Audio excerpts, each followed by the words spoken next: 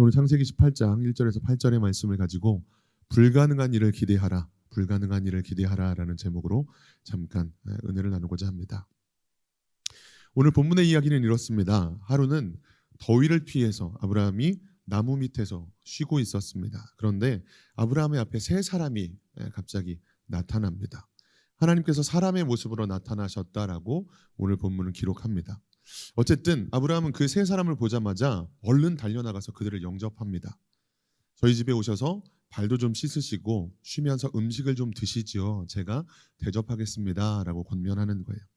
세 사람은 네 말대로 그리하겠다라고 대답을 하고는 아브라함의 집에 들어옵니다. 대답을 들은 아브라함은 급히 장막에 들어가서 아내인 사라에게 떡을 만들라고 이야기를 하고는 송아지를 잡아서 하인에게 건네주면서 서둘러서 송아지 요리를 하라고 이야기합니다. 다 음식이 급하게 만들어지자 그 떡과 송아지 요리를 그 세 사람에게 대접하는 거죠. 세 사람이 그 떡과 요리를 먹더니 아브라함에게 이렇게 얘기하는 거예요. 네 아내 사라가 어디 있느냐라고 물어보는 겁니다.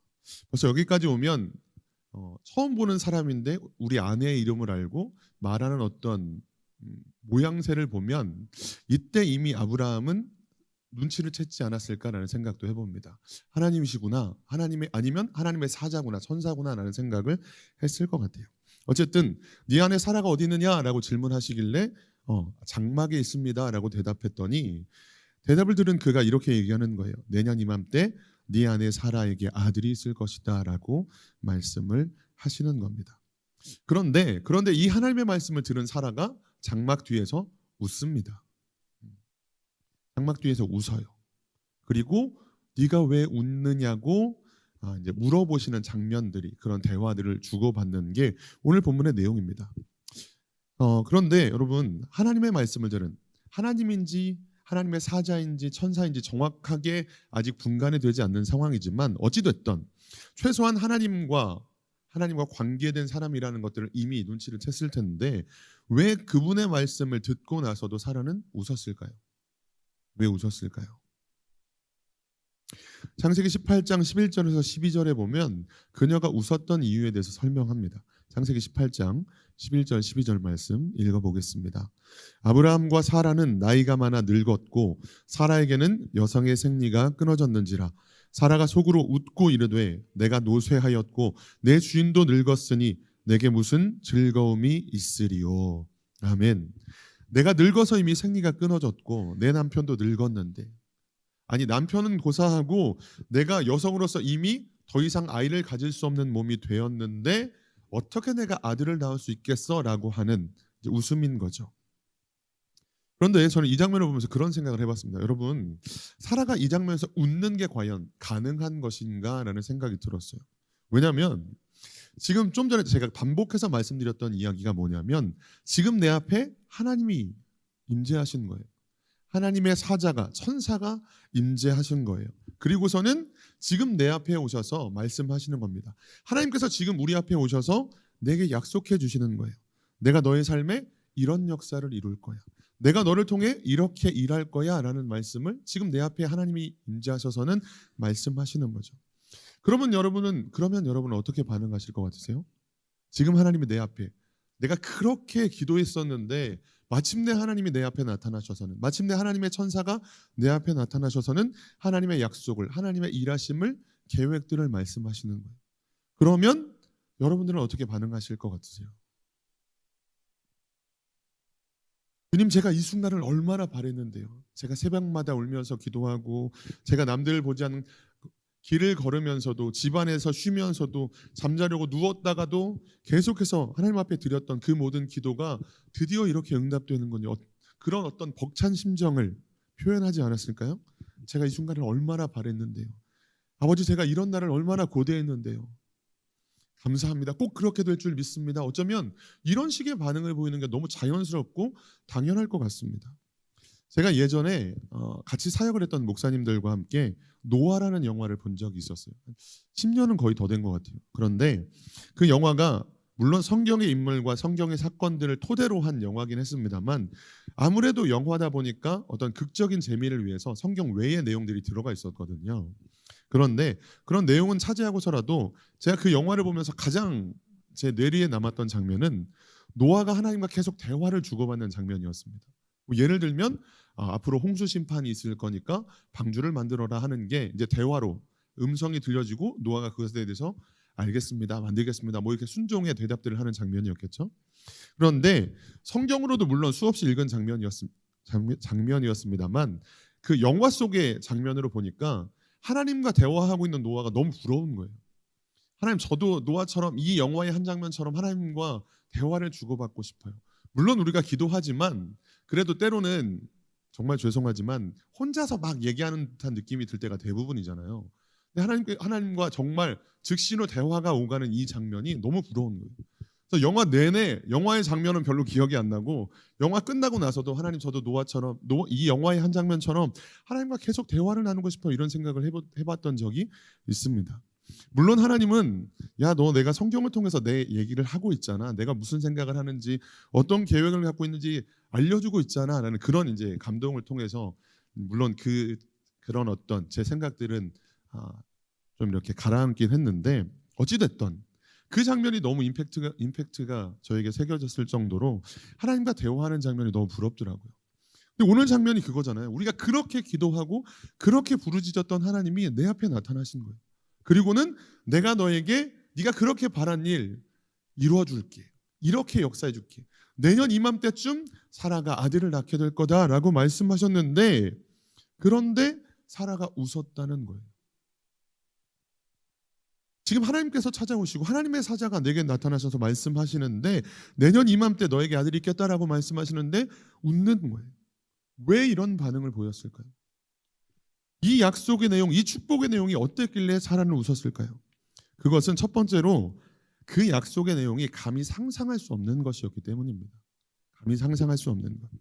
듣는 순간 헛웃음이 나올 수밖에 없는, 나는 이미 더 이상 아이를 가질 수 없는 몸이 되었는데, 내 남편도 이미 나이 많아 늙었는데 이게 가능하겠냐라고 하는 거죠. 그러나 또 한편으로는 그들에게 가장 필요한 것이었고 가장 급한 문제이기도 했습니다. 나는 이미 90세가 다 되었고 내 남편도 이미 100세가 되었거든요. 아브라함과 사라에게는 사실 특별한 문제, 어떤 다른 필요도 없었을 거예요. 이미 거부였거든요. 이미 모든 것을 갖춘 상태였거든요. 아들 하나만 있으면 되는 집이었죠. 우리가 모든 것을 갖춰도 하나가 없으면 아무것도 없는 것처럼 느껴질 때가 되게 많잖아요. 근데 아브라함과 사라에게 가장 필요한 것, 가장 급한 문제, 지금까지 그들의 인생을 남부럽지 않게 살아왔지만 누구도 뒤에서 어쩌면 수군거렸을, 자기들도 스스로 가슴 아파했을 문제가 바로 아이의 문제였다라고 하는 거예요. 그러다 보니 이미 아이를 가질 수 없는 몸이 된 사라의 입장에서는, 그리고 아브라함의 입장에서도 웃을 수밖에 없었던, 감히 상상할 수 없는 일을 지금 하나님은 말씀하고 계셨다라고 하는 거예요. 오늘 창세기 18장에서는 사라가 웃었지만 창세기 17장 17절에 보면 아브라함도 하나님의 말씀 앞에서 웃는 장면이 나옵니다. 그만큼 상상할 수 없는 불가능한 일이었다라고 볼 수 있는 거죠.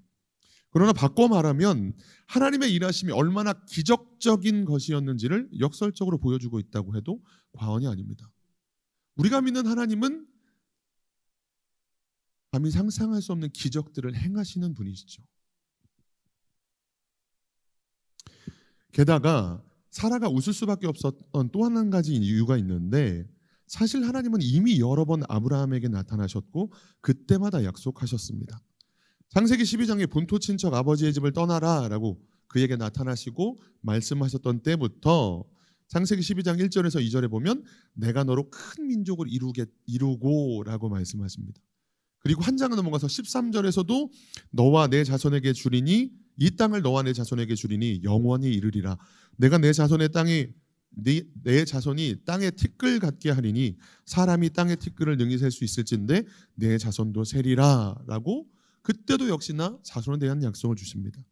창세기 15장에서도 그 사람이 내 상속자가 아니라 내 몸에서 날짜가 내 상속자가 되리라 하시고 그를 이끌고 밖으로 나가 이르시되 하늘을 우러러 무별을 셀 수 있나 보라. 또 그에게 이르시되 내 자손이 이와 같으리라 라고 또 약속하셨습니다.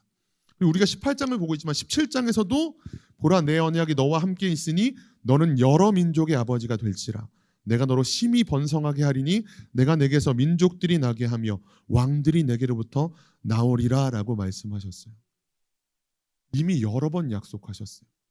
그리고 우리는 한 장 한 장씩을 넘기면서 보고 있지만 사실 이 약속들은 아브라함이 지난 24년간을 기다리면서 기다림의 과정 속에서 하나님께서 나타나셔서는 주셨던 약속이었습니다. 그러다 보니 약속을 받았음에도 그 약속이 빠르게 성취되지 않았던 시간들, 기대와 실망이 반복됐던 순간 속에서 아브라함과 사라는 충분히 지쳤겠다라는 생각도 해봅니다. 말이 24년이지 이게 얼마나 긴 시간인가요? 그러나 지금 그들이 받은 약속은 이전과 다른 점이 있습니다. 그게 뭘까요? 오늘 창세기 18장에서 하나님이 사람의 모습으로 나타나셔서는 오늘 하신 약속이 그 전의 약속들과 다른 면이 뭘까요? 지금까지는 구체적인 날짜와 기한을 말씀하시지 않았던 것에 반해서 이번에는 구체적인 기한을 이야기하십니다. 내년 이맘때 사라가 아들을 낳을 것이다 라고 말씀을 하시는 거죠. 그렇다면 우리는 감히 상상할 수 없는 이 하나님의 약속 앞에서 어떤 반응을 보여야 할까요? 어떻게 행동해야 될까요? 그것은 바로 상상할 수 없는 것을 기대할 수 있어야 된다라고 하는 거예요. 상상할 수 없는 일을 기대할 수 있어야 한다. 창세기 18장 13절에서 14절 말씀입니다. 읽어보겠습니다. 여호와께서 아브라함에게 이르시되 사라가 왜 웃으며 이르기를 내가 늙었거늘 어떻게 아들을 낳으리요 하느냐 여호와께 능하지 못한 일이 있겠느냐 기한이 이를 때에 내가 내게로 돌아오리니 사라에게 아들이 있으리라. 아멘. 아멘. 하나님께서 뭐라고 말씀하시죠? 여호와께 능하지 못한 일이 있겠느냐. 반드시 이 일이 이루어질 거다라고 이야기하시는 거죠. 우리는 지난 종려주일을 시작으로 고난주간을 보내고 있습니다.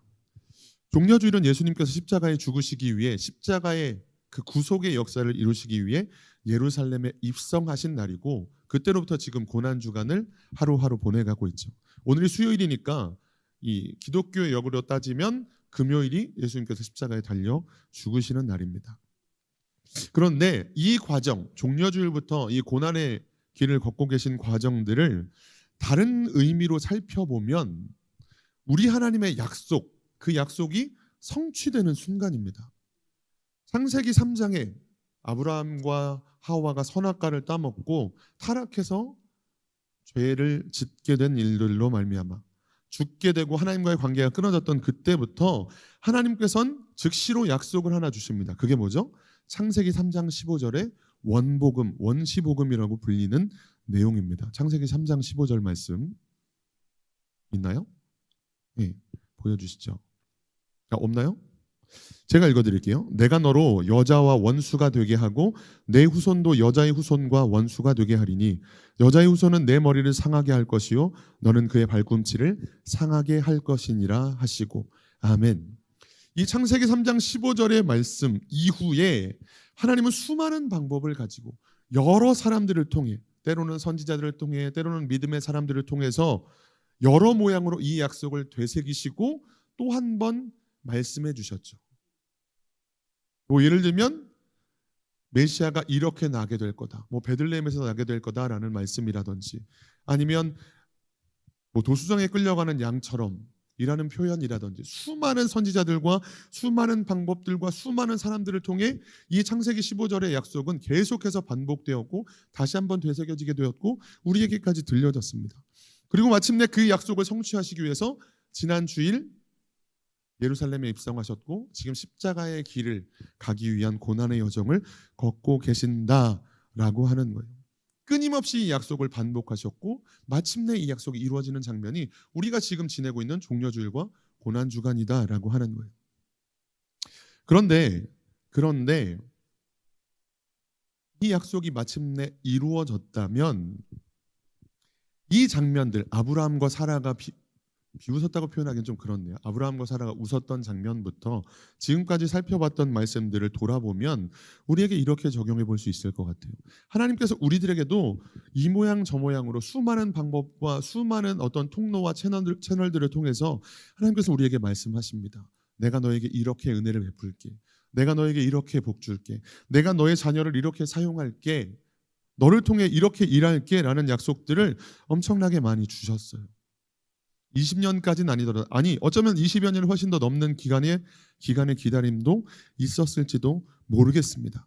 그 과정 속에 아브라함과 사라가 그랬을 것처럼 우리도 분명 지치기도 했을 거고 이제는 이거는 아닌가 보다, 이건 안 되나 보다라고 포기할 만한 일들도 있었을지도 모르겠어요. 그러나 오늘 아브라함과 사라가 구체적으로 기한까지 언급된 약속을 받는 장면과 또 다른 의미로 살펴본 종려주일과 고난주간을 지낸 우리들이 이 약속을 다시 한번 새길 수 있어야 된다는 거예요. 불가능해 보였던, 하나님께서 약속하시는 것 같았고 때로는 설교를 듣는 중에 이게 하나님께서 내게 주신 응답인가? 때로는 기도하는 중에 무언가 내게 들어왔던 이 뜨거움과 감동이 이게 하나님께서 내게 주시는 응답인가? 전에도 이걸 응답이라고 생각했는데 그때는 이루어지지 않았었는데 시간이 지난 후에 또다시 이런 마음을 주시는 건 이번엔 좀 더 분명한 확실한 응답인가? 사인인가? 라는 생각을 하면서 지내왔던 지난 날들 속에 어쩌면 하나님은 오늘 이 말씀을 통해서 다시 한번 그거 내가 분명하게 준 약속 맞아. 내가 준 약속이 분명해. 하지만 때가 되지 않은 탓에 좀 더 나의 때, 가장 좋은 때, 가장 좋은 방법으로 이루기를 원하는 나의 계획 속에 지금까지의 시간이 지나왔던 거란다라고 하시는 말씀은 아닐까라는 생각들을 해보게 되는 거예요. 지금 우리가 하보사 대신방이 진행 중입니다. 교회적으로 담임 목사님께서 계속해서 기도하시고 그 가정을 위해서 기도하면서 하나님께서 주시는 마음을 따라 감동을 따라 말씀을 준비하시고 또 가서 선포하시고 기도를 하십니다. 근데 그 장면을 보면서도 사실은 오늘 말씀을 묵상해 봤어요. 오늘 우리가 살펴봤던 이 말씀은 가장 처음에 어떻게 시작되죠? 사람의 모습을 한 세 사람이 하나님께서 아브라함 앞에 등장하죠. 물론 아브라함은 분명 그 세 사람이 하나님이나 하나님의 사자라는 걸 모른 채로 영접했다라고 이야기합니다. 히브리서 13장 2절에 보면 손님 대접하기를 잊지 말라. 이로써 부지 중에 천사들을 대접한 이들이 있었느니라 라고 기록합니다. 이건 아브라함의 이야기거든요. 분명 아브라함은 하나님이신지도 하나님의 사자인지도 알지 못한 채 영접했습니다. 그러나 그들이 하나님의 말씀을 가지고 왔죠. 하나님의 말씀을 선포했고 마침내 내후년이 아니라 내년에 아들을 낳게 되는 놀라운 축복의 역사가 있었죠.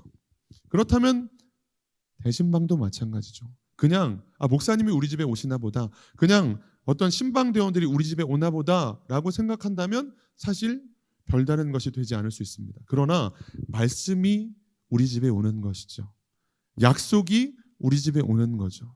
그렇다고 한다면 물론 신방은 부담스러울 수 있고 우리 집에 누군가가 오는 게 예전과 다르게 시대가 지나면서 분명 부담스러운 거고 집 청소도 다 해야 되고 뭐 음식도 만들어야 되고 그런 것들이 마음에 빼앗기면서 기대와 하나님이 어떤 말씀을 주실까, 어떤 약속을 주실까라는 생각보다는 다른 것들에 마음을 빼앗기는 것들이 먼저 우리들의 모습인 것 같아요.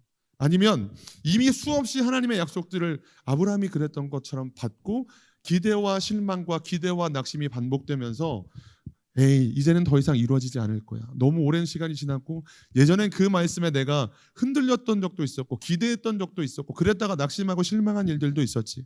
그러니 이제 말씀에 더 이상 기대하지 않을래.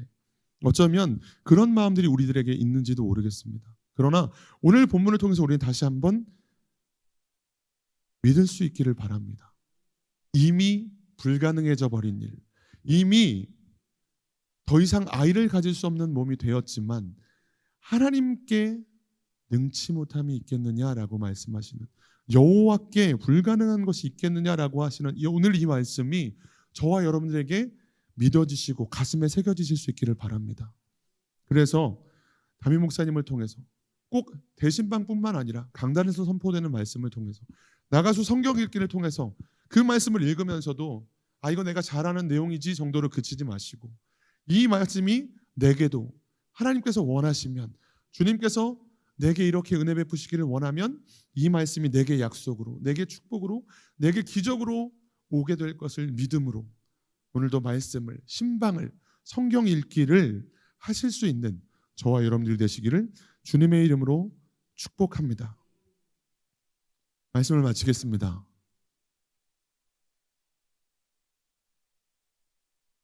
정작 말씀을 전하는 사람은 하나님께서 어떤 축복과 어떤 약속의 말씀을 주실까를 기대하고 기도하면서 준비하는데, 말씀을 받는 우리들은 얼마나 준비하고 있는가를 돌아보셨으면 좋겠어요. 아니, 정작 말씀을 받으면서도 마치 사라가 그랬던 것처럼 웃으면서 넘기고 있는 건 아닐까?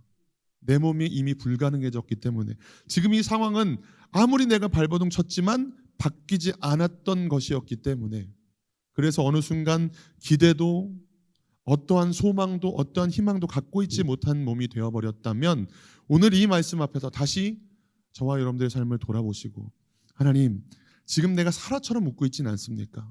그것이 쓴웃음이었는지, 너무 어처구니 없는 말을 들은 탓에 헛웃음을 지었는 것인지는 모르겠지만, 어쩌면 나도 말씀 앞에, 하나님의 약속 앞에 이렇게 반응하고 있지는 않습니까? 하나님, 나를 불쌍히 여겨주시고 그 쓴웃음이나 헛웃음이 오히려 하나님의 약속의 성취를 경험함으로 진정한 웃음, 기쁨과 감격과 감사가 넘쳐나는 이삭이라는 이름의 웃음이 될 수 있는 저희들 되어질 수 있도록 축복하여 주시옵소서. 오늘 이 말씀을 기억하면서 하나님 안에서 불가능한 일을 기대하실 수 있는 저와 여러분들이 되시기를 주님의 이름으로 축복합니다. 기도하겠습니다.